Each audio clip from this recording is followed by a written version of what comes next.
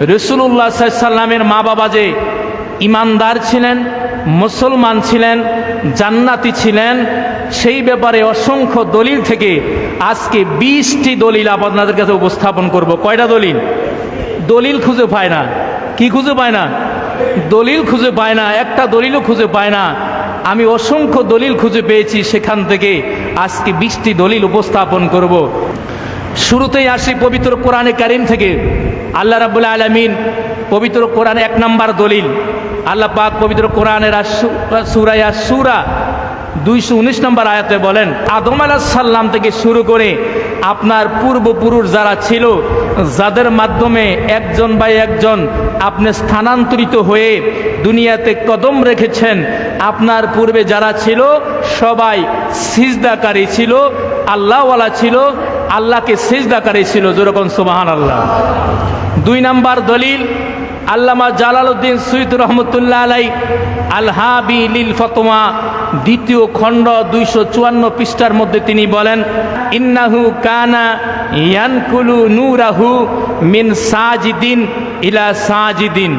অর্থাৎ রাসূলুল্লাহ সাল্লাল্লাহু আলাইহি সাল্লামের নূর মুহাম্মাদি, যেই নূর মুহাম্মদ ওইটা স্থানান্তর হয়েছে আদম আলাইহিস সালাম থেকে খাজা আব্দুল্লাহ, মা আমেনা পর্যন্ত সেজদাকারীদের মাধ্যমে, যারা আল্লাহকে সেজদাকারী ছিলেন। এরপরে তিনি বলেন, ও বিহাজাত তাকদীরু ফাল আয়াতু দাল্লাতুন আলা আন্না জামিআ আবাই মুহাম্মাদিন সাল্লাল্লাহু তাআলা আলাইহি সাল্লাম কানু মুসলিমিন।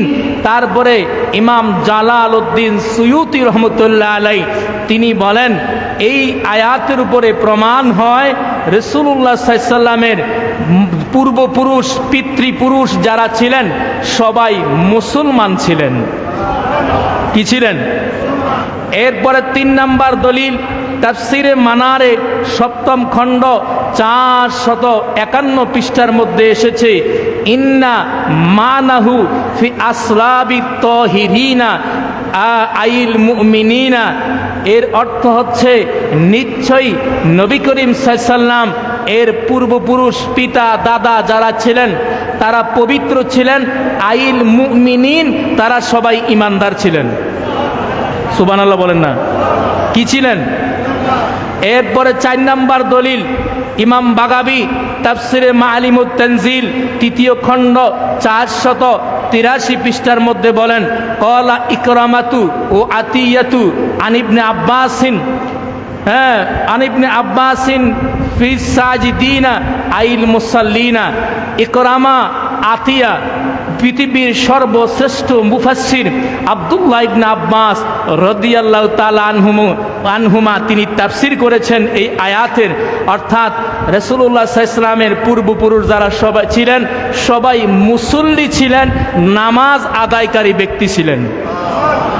কি ছিলেন? এরপরে 5 নম্বর দলিল, সূরা তাওবা 128 নম্বর আয়াত, আল্লাহ পাক বলেন, ইন্নামাল মুশরিকুনা নাজাসুন, নিশ্চয়ই মুশরিকরা হলো নাফাক। মুশরিকরা কি? নাফাক। তো রাসূলুল্লাহ সাল্লাল্লাহু আলাইহি সাল্লাম এর বাবা মা এবং পূর্বপুরুষ যারা ছিল, ইতিপূর্বের আয়াতে বুঝতে পারলাম ওনারা পবিত্র ছিলেন, ওনারা নাপাক ছিলেন না। তার মানে ওনার মা বাবা মুশরিক ছিলেন না। 6 নম্বর দলিল, ইমাম জালালউদ্দিন সুয়ুতী রহমতুল্লাহ আলাইহি আল হাবি লিল ফতওয়া 2য় খণ্ড 254 পৃষ্ঠার মধ্যে বলেন, ফা ওয়াজাবা আন লা ইয়াকুনা আহাদুন মিন আজদাদিহি মুশরিকান। কোরআনে কারীমের এই আয়াত দ্বারা প্রমাণিত হয় রাসূলুল্লাহ সাল্লাল্লাহু আলাইহি সাল্লামের পিতা, দাদা, পরদাদা আদম পর্যন্ত যারা ছিলেন কেউই মুশরিক ছিলেন না।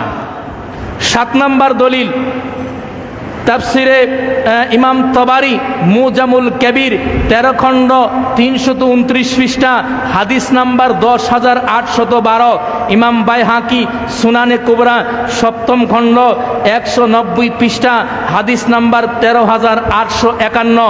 আল্লামা ইবনে কাসির বেদায়া অন নেহায়া কিতাব 2য় খণ্ড 214 পৃষ্ঠার মধ্যে তিনি বর্ণনা করেন, আন ইবনে আব্বাসিন রাদিয়াল্লাহু তাআলা আনহুমা قال رسول الله صلى الله عليه وسلم ما ولدني من صفاه أهل الجاهلية شيء ما ولدني إلا نكاح كنكاح الإسلام আল্লাহ হাবিব সাল্লাল্লাহু আলাইহি ওয়াসাল্লামের জবান মোবারকের রাসূল বলেন, যেটা আব্দুল্লাহ ইবনে আব্বাস রাদিয়াল্লাহু আনহু বর্ণিত, তিনি বলেন আমার পিতা এবং মাতা, আমার দাদা দাদি যারা ছিলেন, জাহিলি যুগের যেই অশ্লীলতা, বেহায়াপনা, শিরকি বা গুনার অন্যায় কাজ ছিল, এগুলো আমার পূর্বপুরুষ কাউকে পায় নাই, স্পর্শ করে নাই, কোনো জেনা বিবাচারের মধ্যে তারা লিপ্ত হন নাই।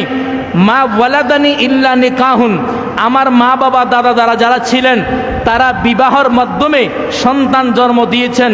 কিরকম বিবাহ? কানিকাহিল ইসলামে, ইসলামের মধ্যে যেইভাবে একজন আরেকজনের সাথে ইসলামী রীতি অনুযায়ী বিবাহ হয়, আমার মা বাবার সাথে এইভাবে বিবাহ বন্ধন হয়েছে। সুবহানাল্লাহ। তাইলে উনি পবিত্র নসবে দুনিয়াতে এসেছেন, ঠিক কি না? 8 নম্বর দলিল, ইমাম কুরতুবী তার তাফসিরি কুরতুবী 2য় খণ্ড 93 পৃষ্ঠার মধ্যে বলেন, কদ জাকারানা ফি কিতাবিত তাসকিরাতে আন্নাল্লাহ তাআলা আহিয়া লাহু আবাহু ওয়া উম্মাহু ওয়া আমান্না বিহি। ইমাম কুরতুবী বলেন, নিশ্চয়ই আল্লাহ তাআলা রাসূলুল্লাহ সাল্লাল্লাহু আলাইহি ওয়াসাল্লামের বাবাকে মাকে জীবিত করেছেন, ও আমানা বিহি, এবং তারা উভয়ই রাসূলের হাতে ঈমান এনেছেন।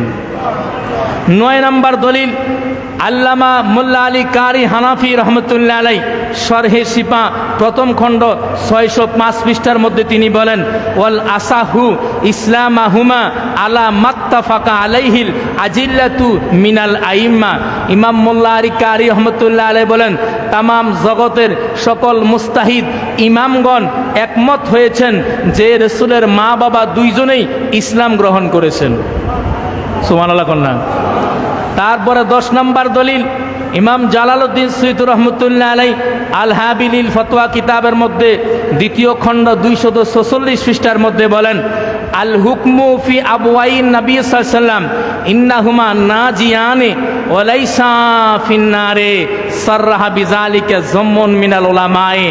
ইমাম জালালউদ্দিন সুয়ুতী রহমতুল্লাহ আলাই বলেন, রাসূলের মা বাবা দুইজনেই নাজিয়ানে, নাজাত প্রাপ্ত, নাজাত প্রাপ্ত, ও লাইসা ফিন্নারে, তারা জাহান্নামী নয়। তারা কি নয়? 11 নম্বর দলিল, ইমাম ফখরুদ্দিন রাজি তাফসিরে কবীরের মধ্যে তিনি উল্লেখ করেন, ইন্না জামিআ আবাইহি সাল্লাল্লাহু আলাইহি ওয়াসাল্লাম কানু মুসলিমিন। ইমাম ফখরুদ্দিন রাজি তিনি তাফসিরে কবীরের মধ্যে বলেন, রাসূলুল্লাহ সাল্লাল্লাহু আলাইহি ওয়াসাল্লামের শুধু বাবা নয়, শুধু মা নয়, ওনার পূর্বপুরুষ যারা ছিলেন সবাই মুসলমান ছিলেন। তারপরে 12 নম্বর দলিল, হাফেজ ইবনে হাজার আসকালানি রহমতুল্লাহ আলাই তিনি বলেন, ইন্না আবাইন নবী সাল্লাল্লাহু আলাইহি ওয়াসাল্লাম ওয়া উম্মাহাতিহি ইলা আদামা ওয়া হাওয়া লাইসা ফিহিম কাফিরুন। ইমাম ইবনে হাজার হাফিজুল হাদিস ইবনে হাজার আসকালানি তিনি বলতেছেন, রাসূল পাক সাল্লাল্লাহু আলাইহি ওয়াসাল্লামের পিতা মাতা থেকে শুরু করে আদম হাওয়া পর্যন্ত, রাসূল পাক সাল্লাল্লাহু আলাইহি ওয়াসাল্লামের পিতা মাতা থেকে শুরু করে আদম হাওয়া পর্যন্ত একজনও কাফের ছিলেন না। লিয়ান লা ইউকালু ফি হাক্কিহি তাহিরুন, কারণ তারা ছিলেন পবিত্র কিন্তু মুশরিকরা হলো অপবিত্র, ঠিক কি না? 13 নম্বর দলিল, আল্লামা জুরকানি আলাল মাওয়াহিব কিতাবের মধ্যে বলেন, ইজা সুইলাত আনহুমা ফাকুল হুমা নাজিয়ানে ফিল জান্নাতে। তিনি বলেন, যখন রাসূল পাক সাল্লাল্লাহু আলাইহি ওয়াসাল্লামের পিতামাতা সম্পর্কে তোমাকে জিজ্ঞাসা করা হবে, তোমার কাছে জানতে চাওয়া হবে, তখন তুমি উত্তর দিবে তারা নাজাত প্রাপ্ত, তারা জান্নাতি। তারপরে 14 নম্বর দলিল, ইমাম আবু নাঈম ইসফাহানি হুলিয়াতুল আউলিয়া তাফসিরে কবির 13 খণ্ড 33 পৃষ্ঠা 34 পৃষ্ঠা, তাফসিরে রুহুল বায়ান 3য় খণ্ড 54 পৃষ্ঠার মধ্যে এসেছে, রাসূলুল্লাহ সাল্লাল্লাহু আলাইহি ওয়াসাল্লাম নিজেই ঘোষণা দিয়েছেন, লাম আজাল আনকুলু মিন আসলাবিত তাহিরিনা ইলা আরহামিত তাহিরাতে। রাসূল পাক সাল্লাল্লাহু আলাইহি ওয়াসাল্লাম বলেন, আমার পূর্বপুরুষ যারা ছিলেন, পিতা দাদা থেকে পরপুরুষ যারা ছিলেন, প্রত্যেকেই পবিত্র পৃষ্ঠদেশ থেকে পবিত্র গর্ভে, পবিত্র পৃষ্ঠদেশ থেকে বাবার পৃষ্ঠদেশ মায়ের গর্ভ, আদম হাওয়া থেকে শুরু করে বাবার পৃষ্ঠদেশ মায়ের গর্ভ, এইভাবে প্রত্যেকটা পৃষ্ঠদেশ এবং মায়ের গর্ভ পবিত্র ছিল। কি ছিল? পবিত্র ছিল।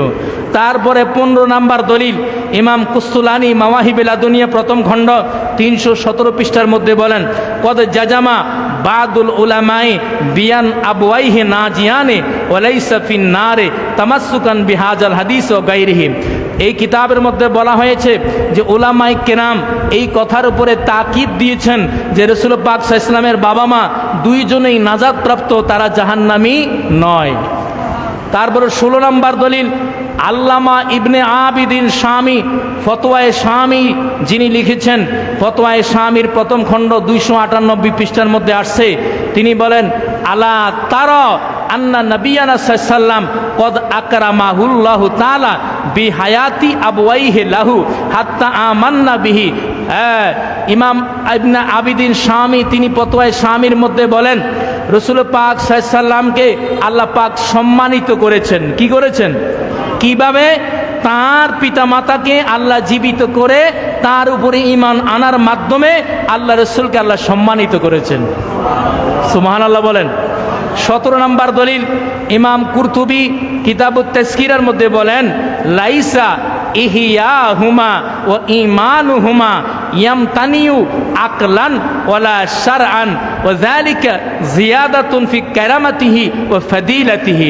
ইমাম কুরতুবী বলেন, রাসূল পাক সাল্লাল্লাহু আলাইহি ওয়াসাল্লামের পিতামাতাকে জীবিত করা এবং রাসূলের উপরে ঈমান আনা, এই বিষয়টা আকলিভাবে যুক্তিগত দিক থেকে, শরীয়তের দিক থেকে কোনো দিক থেকে বাধা নয়। কারণ এটাই নয়, রাসূল আরও মৃতকে জীবিত করেছেন। যেমন জাবের রাদিয়াল্লাহু তাআলা আনহুর 2জন মৃত ছেলেকে রাসূল কি করেছেন? জীবিত করেছেন। তো রাসূল যদি জাবের রাদিয়াল্লাহু তাআলার 2জন ছেলেকে মৃত থেকে জীবিত করতে পারেন, তাইলে তার মা বাবার ব্যাপারে কি পারবে কি না? ঈসা আলাইহিস সালাম যদি ঈসা আলাইহিস সালাম কুম বি ইজনিল্লাহ বললে 1000 বছর আগে যেটা মরে মাটি হয়ে গেছে সেটা কবর থেকে জিন্দা হয়ে উঠে যায়, তাহলে ঈসা আলাইহিস সালামের চেয়ে আমার নবীর মর্যাদা কম না বেশি? যেখানে ঈসা নবী আমার নবীর উম্মত হয়ে আসবে, সেই ঈসা যদি মরা মানুষ কবর থেকে জিন্দা করতে পারে, আমার নবী তার মা বাবাকে কবর থেকে জিন্দা করতে পারবে কি পারবে না? কথা বলে না কেন? ক্ষমতা দিয়েছে কে? আল্লাহ। তারপরে আসেন আপনার 18 নম্বর দলিল, এই মোল্লা সহি মুসলিমের দোহাই দেয়, ওই মুসলিম শরীফের ব্যাখ্যা গ্রন্থের মধ্যে আসছে, আস সহিহুল লাযী আলাইহিল মুহাক্কিকুন ইন্নাহুম মিন আহলিল ফিতরাতে ফায়ামতাহিনুনা ফিল আখিরাহ।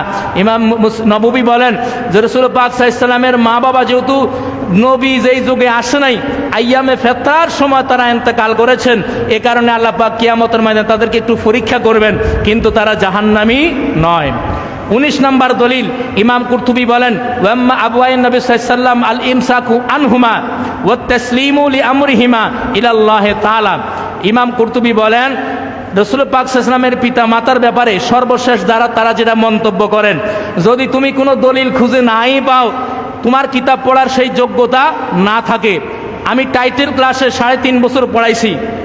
এই টাইটেল ক্লাসে পড়া এখনকার যেগুলো টাইটেল পাস করে আসে অধিকাংশই কিতাবের আবার পড়তে পারে না। তাইলে তুমি টাইটেল পাস করলেই তুমি লেখাপড়া নাই, কিছু নাই, গাইড পড়ে অথবা যেইভাবে পাস করে এসেছো, এখন তুমি টাইটেল পাস মাওলানা। তুমি যদি বলো যে আমার এই দলিল আমি খুঁজে পাই না, রাসূলের মা বাবার জান্নাতি এই দলিল আমি খুঁজে পাই না, তো তুমি না খুঁজে পাইলে, তুমি পড়ালেখা না করলে এজন্য কি দলিল নাই এ কথা বলা যাবে? আপনারা যারা আসছেন, আপনারা কোরআনের আয়াত সবগুলো পড়ছেন নাকি? রাসূলের লক্ষ লক্ষ হাদিস শরীফ আপনারা কি পড়ছেন?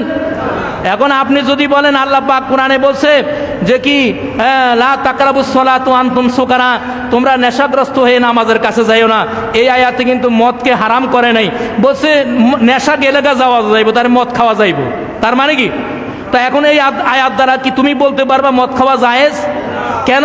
কারণ পরবর্তী আয়াত আসছে আল্লাহ পাক বলছেন মদের মধ্যে উপকারও আছে অপকারও আছে।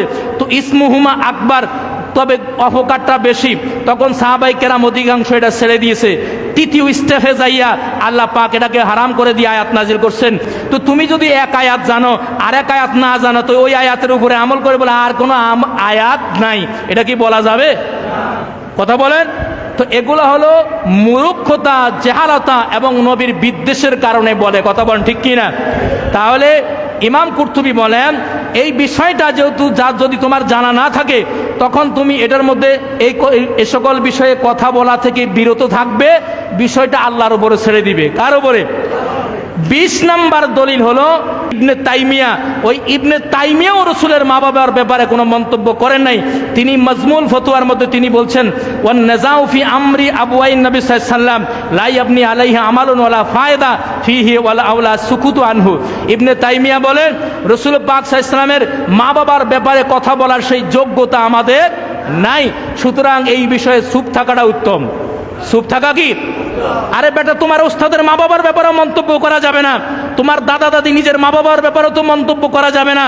সেখানে কোথায় ওলি আল্লাহ, গাউস, কুতুব, যারা ইমামুল আম্বিয়া ওয়াল মুরসালিন, যাকে সৃষ্টি না করলে আসমান জমিন কিছুই হতো না, যার শাফাত ছাড়া জান্নাতে যাওয়া যাবে না। রসুল বলেন শাফাত ইলা হালিল কাবাইরি মিন উম্মতি, জাহান্নামী যারা হয়ে গেছে, যাদের জন্য জাহান্নাম ওয়াজিব হয়ে গেছে, এরকম লোককে আমি সুপারিশ করে ধরে ধরে জান্নাতে নিয়ে যাব। সেখানে রসুলের মা বাবার ব্যাপারে এই মন্তব্য করা, এটা কোরআন হাদিসের বিরোধী। কথা বলেন ঠিক কিনা? এখন এই 20টা দলিল দিলাম, মানলে একটা দলিলে যথেষ্ট, না মানলে 1000 দলিল দিলেও কখনো কাজ হবে না। আমরা এই 2 জুমার আলোচনা দ্বারা বুঝলাম স্পষ্টভাবে যারা মুহাদ্দিস, মুফতি, মুফাসসির ছিলেন, যারা কোরআন হাদিসের ধারক বাহক ছিলেন, তারা বলেছেন এবং কোরআন হাদিসের পক্ষে তারা ঘোষণা দিয়েছেন রসুলের মা বাবা ঈমানদার ছিলেন, মুসলমান ছিলেন, তারা জান্নাতি ছিলেন। জোরে বলেন না সুবহানাল্লাহ।